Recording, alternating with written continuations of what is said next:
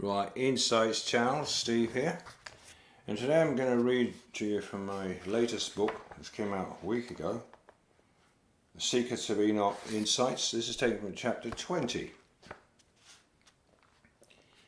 And those two men, he's talking about these angels who's taking Enoch through the 10 heavens,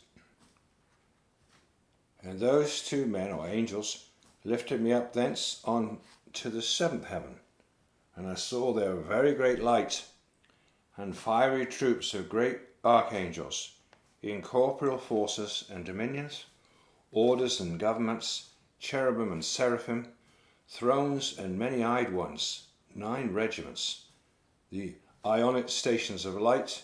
I became afraid, began to tremble with great terror, and those men took me and led me after them, and said to me, "Have courage, Enoch, do not fear," and showed me the Lord from afar, sitting on his very high throne.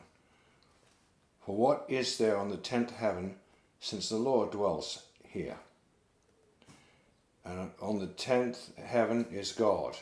In Hebrew tongue he is called Aravat. And all the heavenly troops would come and stand on the 10 steps according to their rank, and would bow down to the Lord, and would again go to their places in joy and felicity, singing songs in the boundless light, with small and tender voices, gloriously serving him. Okay, so the 7th heaven, officially according to scriptures, the 7th heaven is where the Lord dwells, but in the second book of Enoch, it makes out that there are 10 heavens or levels in the spirit world. Very great light. Is this talking about God the Father or God the Son, which is all on the 10th level? And Enoch can see above him 3 levels higher up than where he was on the 7th level. Now that's a very good question. Sometimes in Scripture it's difficult to know which of these two is talking about. Scriptures also tell us that these 3, God the Father and God the Son and God the Holy Spirit Mother, all agree in one.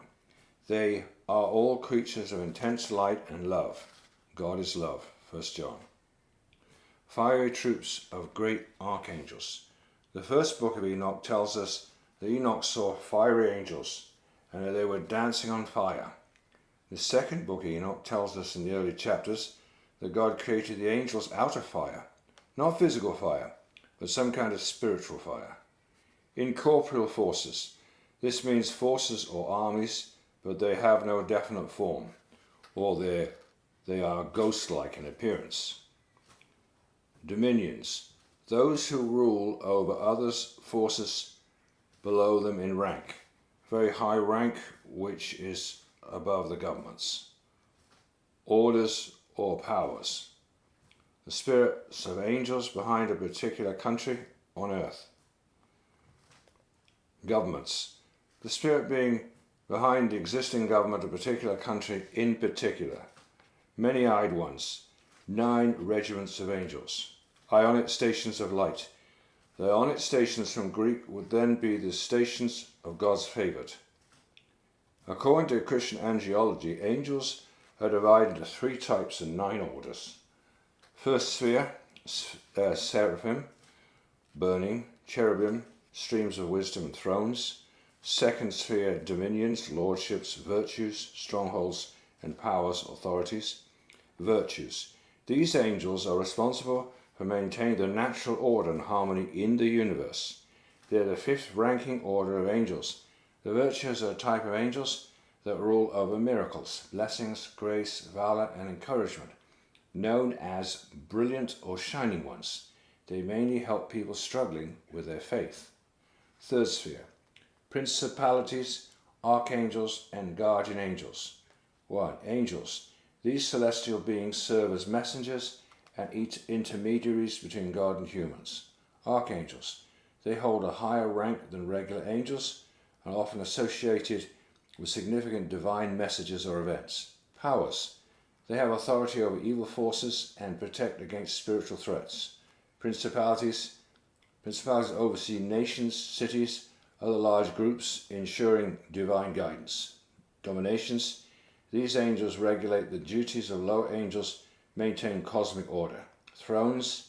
Thrones represent God's justice and authority, serving as his divine chariots.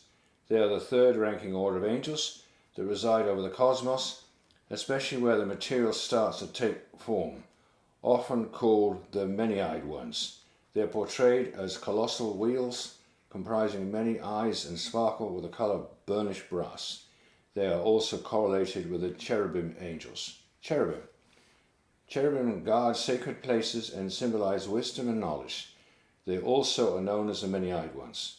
Seraphim, highest order. Seraphim are closest to God, embodying intense love and devotion. Isaiah 6:1-2. In a year that King Uzziah died, I saw also the Lord sitting upon a throne, high and lifted up, and his train filled the temple, and above it stood the seraphim. Each one had 6 wings, and with twain he covered his face, with twain he covered his feet, and with twain he did fly. Ararat, meaning father of creation, mentioned once in 2nd Enoch. On the 10th heaven is God, and Hebrew tongue is called Ararat, our Father, our King. Wow. Verse 4. And all the heavenly troops would come, stand on the 10 steps according to their rank, would bow down to the Lord, would again go to their places in joy and felicity, singing songs in the boundless light, with small tender voices, gloriously serving him. What a verse. Amazing. Yes, I've repeated that one because I find it amazing. There are apparently 10 steps before the Lord's throne, where the different levels of angels, incorporate beings and powers, stand before God and worship him. And then God fills them with the power of his Holy Spirit and blessings of joy and happiness. Sounds like the Holy Spirit Mother is there, also pouring out her blessings upon the angels. From my own experience, research, and investigation, I would have to testify that the virtues that I have seen and heard about were female beings, and they bring the fruits of Holy Spirit Mother with them. I don't know if they're all female, and that remains to be identified. See my video on YouTube, at Stephen Strutt, Holy Spirit Mother from Secrets of Enoch. Okay, Proverbs 9:3.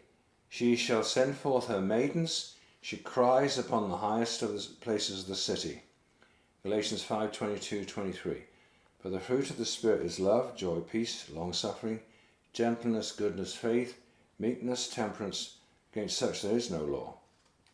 Holy Spirit Mother, the wife of God the Father. The following verses from Proverbs chapter 3 helps to bring this point forward. The Holy Spirit Mother is also known as wisdom in Hebrew. Proverbs 3:15-19. She is more precious than rubies, and all things thou canst desire are not to be compared unto her. Length of days is in her right hand, in her left hand riches and honour. Her ways are ways of pleasantness, all her paths are peace. She is a tree of life to them that lay hold upon her, and happy is every one that retains her. The Lord by wisdom hath founded the earth, by understanding hath he established the heavens. Since it is written that God created man in his image, male and female, one might ask, is there a possibility that the third person of the Trinity is wisdom? You can decide, see what you think. Below are many verses on wisdom. Wisdom cries without, she utters her voice in the streets, she cries in the chief place of concourse, in the openings of the gates, in the city she utters her words. Proverbs 1:20-21. So thou incline thine ear unto wisdom, and apply thine heart to understanding. Yea, if thou cry after knowledge, lift up thy voice for understanding. If thou seek her as silver, and search for her as for hid treasures. Proverbs 2:2-4. Get wisdom, get understanding, forget it not. Neither decline from the words of my mouth, forsake her not. She shall preserve thee, love her, she shall keep thee. Wisdom is the principal thing. Therefore get wisdom. With all thy getting, get understanding. Exalt her, and she shall promote thee. She shall bring thee to honour, when thou dost embrace her. She shall give to thine head an ornament of grace, a crown of glory shall she deliver to thee. Proverbs 4, 5 through 9. Say unto wisdom, thou art my sister, and call understanding thy kinswoman. Proverbs 7, 4. Doth not wisdom cry? Understanding put forth her voice. She stands in the top of high places, by the way in the places of the paths. She cries at the gates, at the entry of the city, at the coming in at the doors. Proverbs 8, 1 through 3.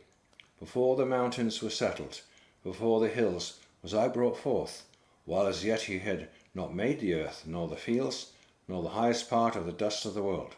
When he prepared the heavens, I was there. When he set a compass upon the face of the depth, when he established the clouds above, when he strengthened the fountains of the deep, when he gave to the sea his decree, that the waters should not pass his commandment, when he appointed the foundations of the earth, then was I by him, as one brought up with him, and I was daily his delight, rejoicing always before him. Now, doesn't that sound like the description of a beautiful woman that a man adores and loves her company?